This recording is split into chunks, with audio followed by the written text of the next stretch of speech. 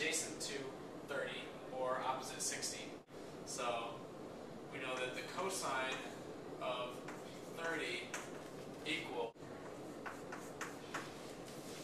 and when we solve for x, we get 4 cosine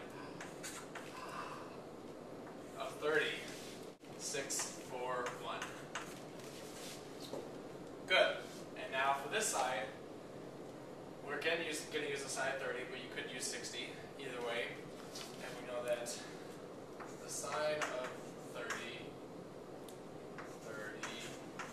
equals opposite over hypotenuse. Let's say this is y. We're trying to find over 4. Solve for y, and we get 4 sine of 30, which equals 2.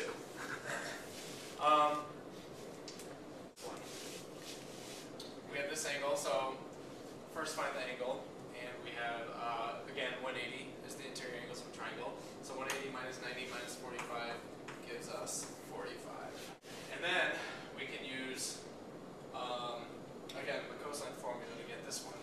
So we know that cosine of 45 equals adjacent over hypotenuse. We're calling this again x over 3. Solve for x, and we have 3 cosine 45, which I wrote down is 2.1213. Let's say sine of 45 equals opposite over hypotenuse.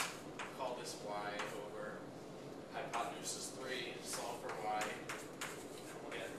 Sine of 45, which is also equal to 2.1213, which is good because we used, because both these angles are the same, so we could have used either one in either case. How we know how to do it with sine, cosine, and tangent to find the other sides on this triangle. But in these cases, these are special triangles because we actually don't need to use the sine and cosine formula, because the sine and cosine formula give us nice answers, which we're going to go back to the unit circle to see how this works. Centered at here. And this is our baseline, and then this is our angle that we have, 30 degrees. We know that the sine of 30 degrees is 1/2. That's correct. And the sine of 30 degrees is the horizontal component of this thing. Now, normally when you're working with the unit circle, the hypotenuse is 1, but in this case it's 4 because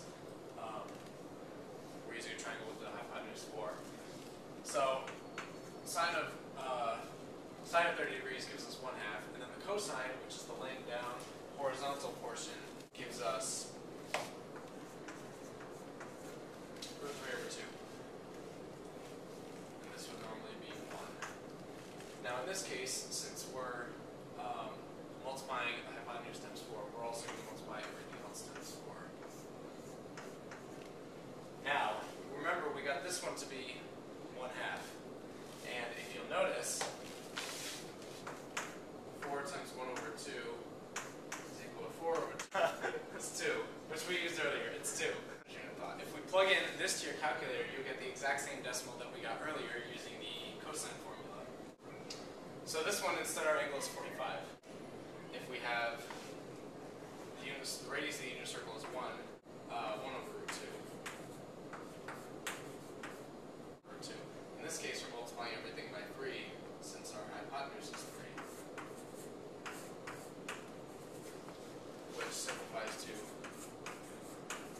3/2, which if you plug into your calculators, again, you will find that this is the exact same answer as before. The important thing to remember is this always works with triangles that have angle measures of 30, 60, and 90, and that always works with triangles with angle measures of 45, 45, and 90, and nothing else. So in general,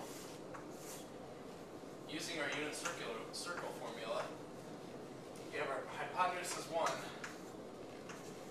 the side opposite 30 degrees is 1/2, and the side excuse